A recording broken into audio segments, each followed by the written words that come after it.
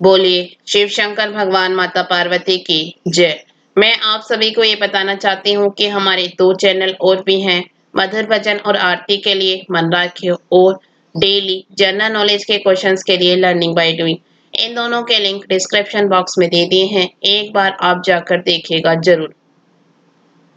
आज हम श्रावण मास महात्म्य में अध्याय 30 का गुणगान करते हैं। अगर आपको अच्छा लगे तो लाइक शेयर सब्सक्राइब जरूर कीजिएगा। ईश्वर ने कहा, आपसे मैंने जो कुछ सावन महीने का महत्व में कहा वह 100 सालों में भी उस मास का वर्णन नहीं हो सकता। इसे मेरी प्रिया सती ने दक्ष प्रजापति के यज्ञ में अपने देह का होम कर हिमालय की पुत्री हो इसी सावन महीने का सेवन किया, जिसके द्वारा उसने मुझे प्राप्त किया। अतः यह महीना मुझे बहुत प्रिय है। इस महीने में न तो अति ठंडक होती है और न अति गर्म होती है। इस सावन महीने में वैदिक मंत्र सफेद भस्म का लगता है, जो मिश्रित 12 त्रिपुंड्र धारण करता है। मस्तक, छाती, नाभि, दोनों भुजा, दोनों कुल्हा, दोनों कंधा, सिर और पीठ में मान स्तोक इस मंत्र में सदो जाताधि। इससे षडक्षर मंत्र से सर्वांग में भस्म सुशोभित करें।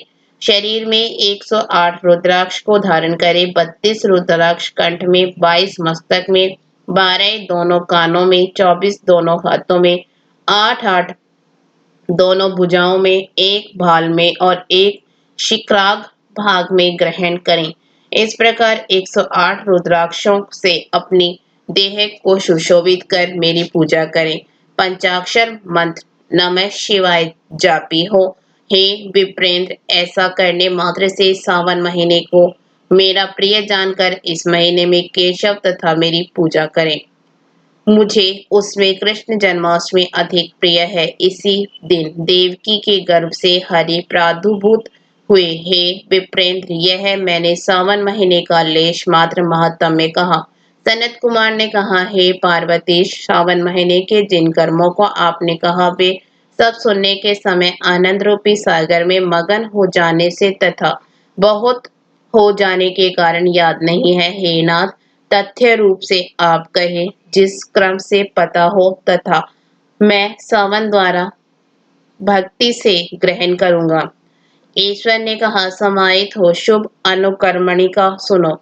शौनक का पूर्व प्रश्न है, अंतर सुत का उत्तर है। सुनने वालों के गुणों की कथा, आपके प्रश्न और श्रावण मास की स्तुति है। हे मुने, फिर उत्तर क्रम से जिसमें सब उद्देश्य है विशिष्ट तरह से आपका प्रश्न नक्त व्रत, रुद्राभिषेक तथा लक्ष्य पूजन विधान, दीपदान महात्मा में किसी प्रिय चीज का छोड़ना, रुद्राभिषेक फल, रुद्राभिषेक का पंचामृत से फल, भूमि शयनन तथा मौन व्रत फल, धारण पारण विधि कथन, कोटिलिंग विधान, अनोदन व्रत कथन, हैविष्यान भोजन, पत्तल पर भोजन, पाक त्याग, भूशयन, सुबह नहाना, दम तथा शम कथन, स्फटिक आदि में लिंगों में अजपा जप, पूजन फल, प्रदक्षिणा, नमस्कार, वेद पारायण, पुरुष श्रुति विधि, ग्रह यज्ञ विधि क्रम से रवि, चंद्र तथा भौम का व्रत कथन, बुध और गुरु व्रत, शुक्र के दिन जीवंती का व्रत, शनि के दिन नरसिंह व्रत, शनि, हनुमान और पीपल व्रत कथन, रोटक व्रत तथा ओटुम्बर व्रत, महात्मा में स्वर्ण गौरी तथा दुर्वा गणपति व्रत कथन, पंचमी में नाग व्रत, षष्ठी को सुपोदन, सप्तमी को शीतला व्रत तथा पवित्रारोपण विधि, नवमी को दुर्गा कुमारी पूजा, दसवीं को आशा व्रत, एकादशी देव व्रत, द्वादशी को विष्णु प्रीत यर्थ पवित्रारोपण, त्रयोदशी को कामदेव व्रत, चतुर्दशी को शिव प्रीति यर्थ पवित्रारोपण, पूर्णिमा को उपार कर्म उत्सर्ग तथा श्रवण कर्म है। ग्रीव जयंती महोत्सव, सभा दीप, रक्षाबंधन तथा गणेश का संकष्ट नाशन व्रत, कृष्णा जन्माष्टमी व्रत तथा कथा विधि, पिठोर व्रत, पोला संज्ञक वृक्ष भय व्रत, ध्रुव संग्रह, नदियों का रजस्वला समय, सिंह संक्रांति में गो प्रसन्न होने पर शांति, कर्क सिंह सावन में दान, स्नान युक्त मास, महात्मा में श्रवण कथन, व्यास पूजा,